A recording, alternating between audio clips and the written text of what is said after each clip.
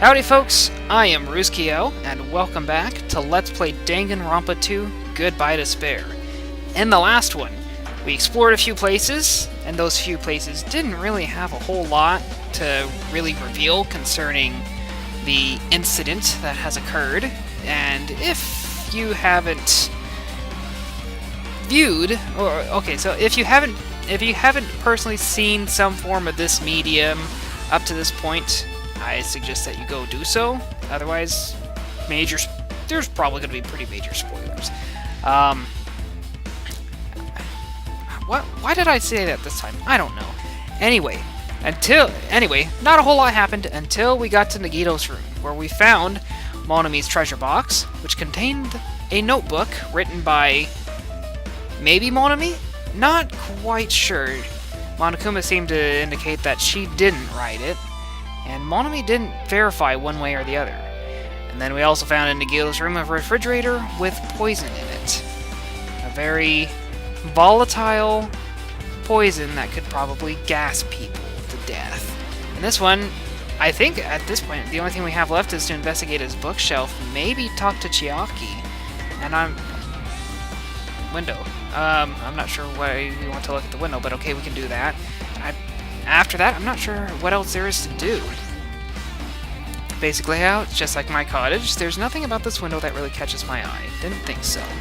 So we'll check out the bookshelf, but I don't know if there's going to be much else here either. There's a lot of books arranged here. Did Nagito bring these from the library? In addition to the books, there's a bunch of random crap stuffed onto the shelf. It might take a lot of time for us to thoroughly go through that stuff. Let's just leave it for later. Agreed. Wait. Is there something else? Other than talking to her, let's try that. Our time for investigation is winding down. The bookshelf might take some time, so let's examine... what else is there? The bed? Maybe the bed? It's a bed that comes with cottages, so it looks just like the one in my room, but... maybe there's something hidden under his bed. It's a usual place for hiding things. Yeah, like porn. You know what? Thank you, Hajime, for saying it, because I was exactly going to say something to the effect of, you don't really want to go looking under the bed of a teenage boy. Well, we should just check in case. With no expectations and without really thinking, I peeked under the bed, and there's something here. It's a plastic bag from the supermarket. Looks like there's something inside. What is this? Gas mask and gloves. Probably to protect one from the evil, volatile, gaseous poison. It looks like a gas mask and rubber gloves. These look like the real deal. Did he get these from the military base? Gas mask and rubber gloves.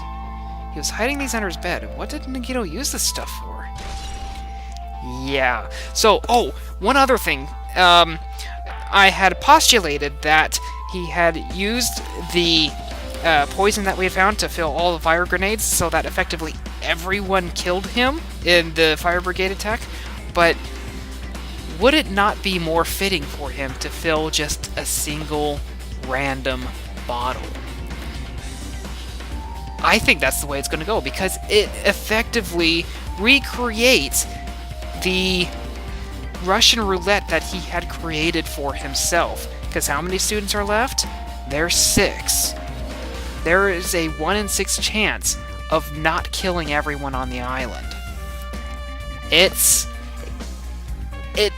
It really does feel exactly like what he would do.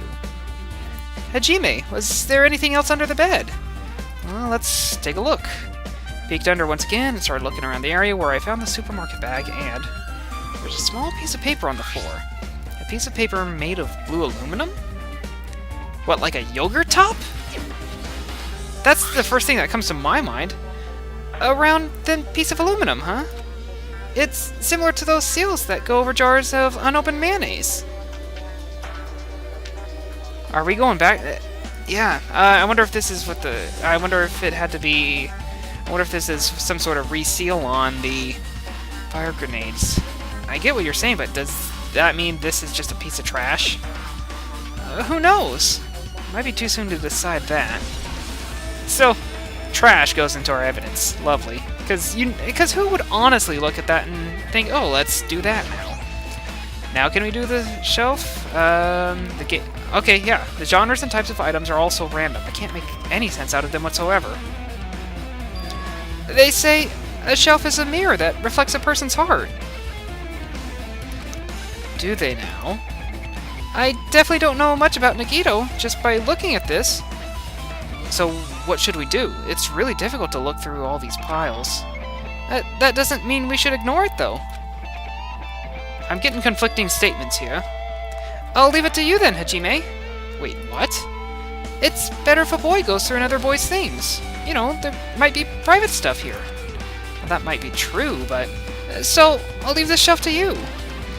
I think I just got persuaded to do this without realizing it. I sighed and walked over toward the shelf, and one by one I started removing the various books and items and examining each one. But even as I examined them carefully, they were still a bunch of random books and items. There's no way there's any clues here. Until we find the file. Nice.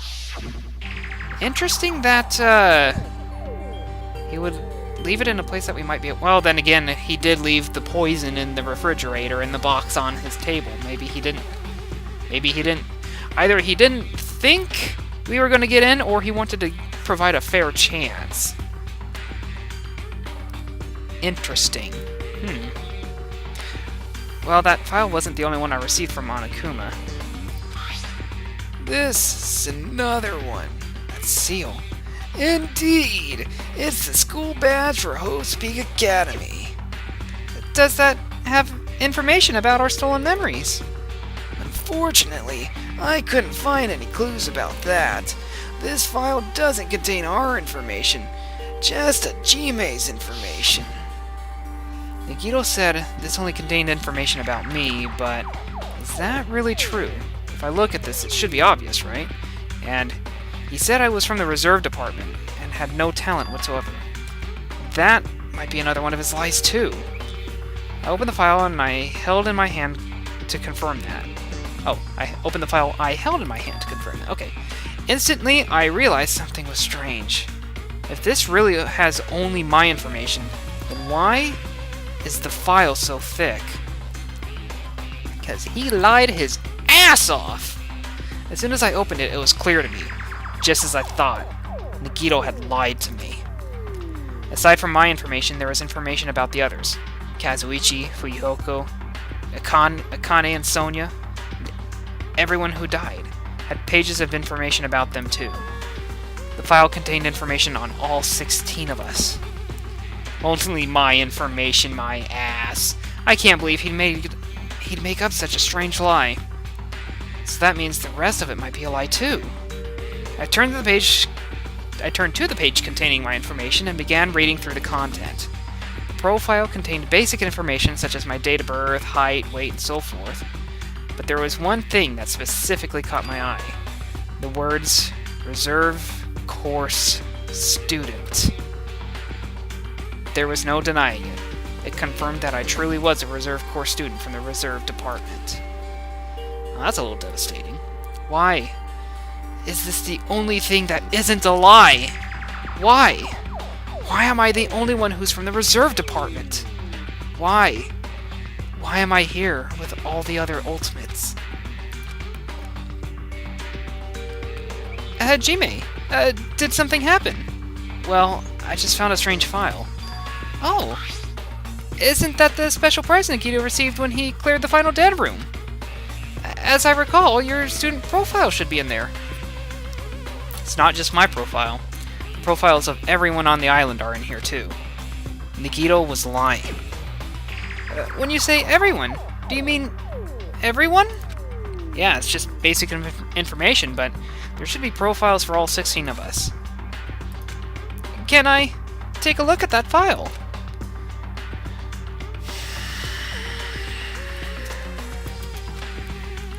Okay, sorry, I kind of skipped that, but I've got some serious damn suspicions.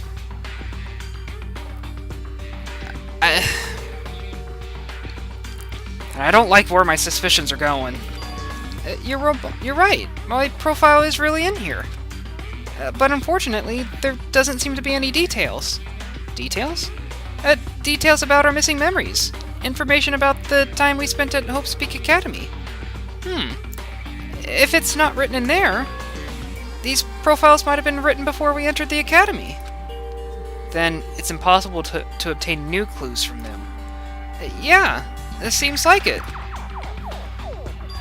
So what? So maybe something happened at the school that caused him to get bumped up to the primary class? Hold on. What happened? I just noticed it right now, but... What did you notice? The file. His name isn't in there, right? There are supposed to be 16 names worth of profiles, but his name is the only one missing, right? Who are you talking about? Byakua. I'm talking about Byakua Tagami. Look carefully. No matter where I look, I don't see his name anywhere. So, what if the name isn't written in that file? Perhaps, based on that, you think he might be the traitor? No, it's not just because his name isn't written in here. That's not the only reason I think he's suspicious. There was another... Oh yeah, because he was in the Future Foundation file. He participated in the Killing School Life at Hope's Peak Academy, right? For someone like him to be in a similar situation on this island, no matter what, it's definitely suspicious.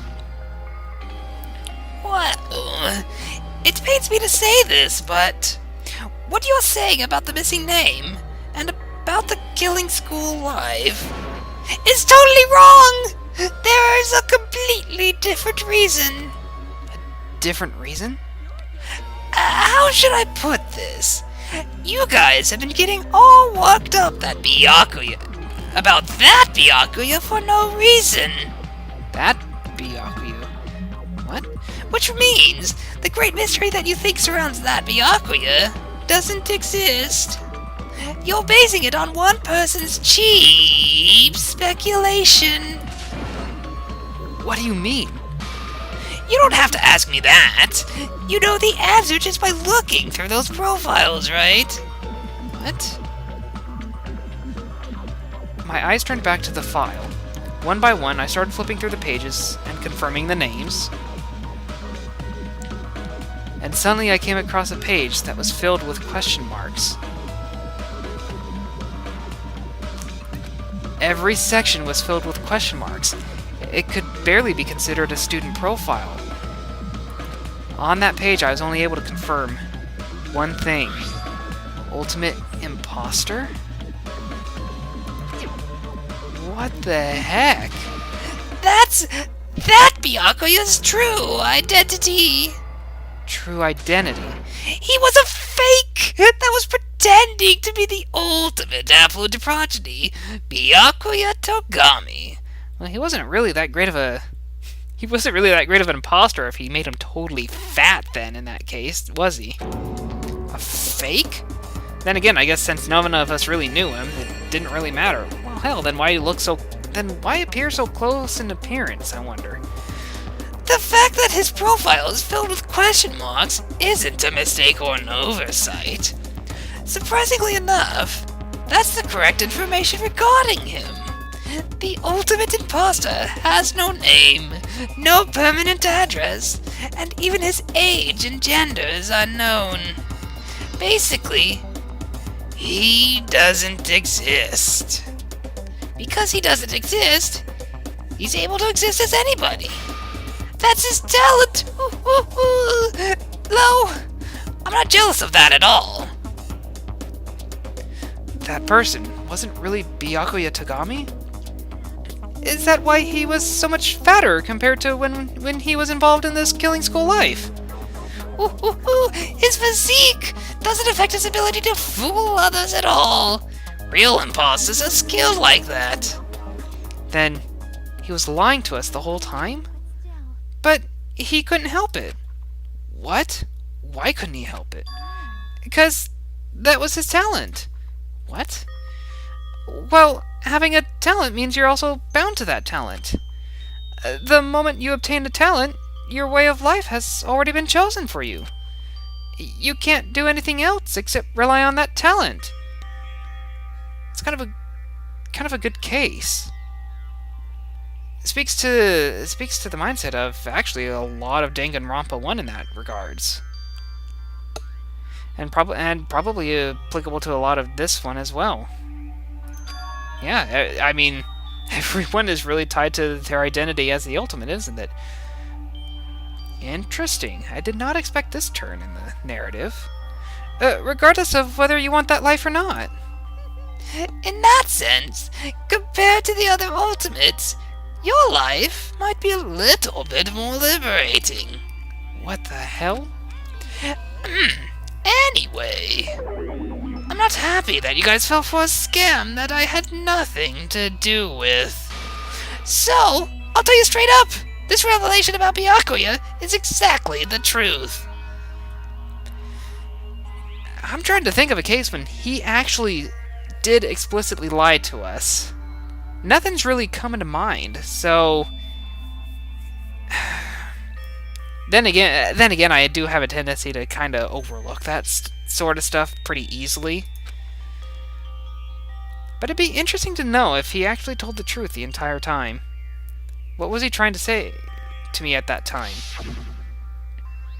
I cannot talk to others about my past. I suspect that my skeptical nature is partly to blame. Distrusting others, and being distrusted in turn, for a long time my life has been a living hell. Based on the context, if I had to guess, maybe he was just complaining that he was cursed to wander the earth as nothing more than a fraud. But, if you guys had your school memories, you never would have been betrayed in the first place. I mean, it'd be different if you were meeting him for the first time.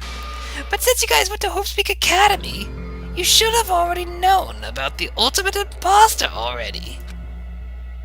I think I said that a little outer, but whatever. So in the end, it all leads back to memory loss.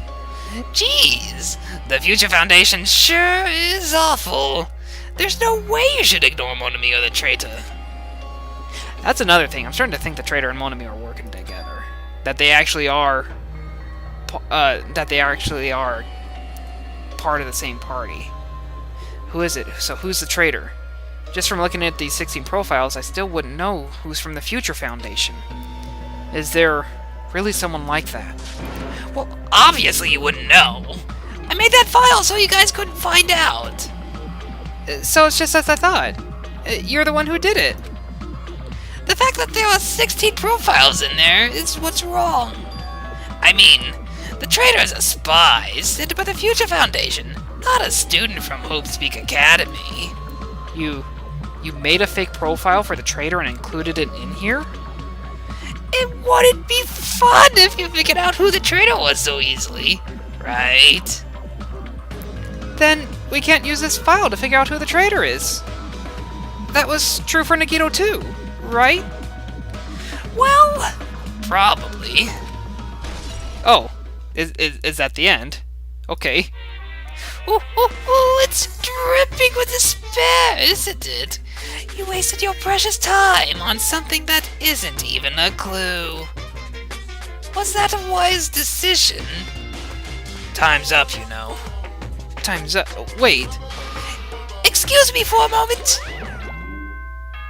I guess that means we're at the end of investigation. Son of a bitch. That chimed just now. What is most important for living things? Well, ask Nekomaru. He said eating and shitting. Well, personally, I think time is. I mean, your bank account may go up and down, but time will inevitably run out, right? That's why we gotta cherish time. There's nothing more wasteful than wasting time. So, time's up. We will begin the last class trial. Wait, last class trial? So please, gather at Monokuma Rock. I'll see you soon. The last class trial? He said that, right? He said last class trial. This is going to be big. Yeah, I heard it too. He really did say it was the last class trial. What do you think? Should we believe him? Monokuma seemed anxious about the Monokuma timer earlier, right? 2 more days? And he said something about the killing school trip ending, right? Based on the time limit, this might definitely be the last one. But I can't imagine that it's the real end. Huh? I think Monokuma's real plan might be just beyond that. His real plan? Is Monokuma still planning to make us do something? What could it be? Maybe, after putting us through all this, he's planning to kill the remaining survivors all at once? But still, it's also not a good idea to think about it too much. I think we should focus on the class trial that's waiting for us first. You're right. A class trial for Nagito's murder. We're pretty screwed. I haven't collected my thoughts because we were so focused on this file. I still can't see who killed Nagito. Well, you don't have to worry so much. Huh? I mean, we're not fighting this alone, you know? You're right. You're absolutely right. We're not alone. Even if it's a mystery that can't be solved alone, as long as everyone cooperates and works together. Yeah, if we do that, things will turn out fine. So I think in the next one, we will go ahead, get to Monokuma Rock, and probably start the trial. I want to thank you guys for watching, and I will see you in the next one. Farewell.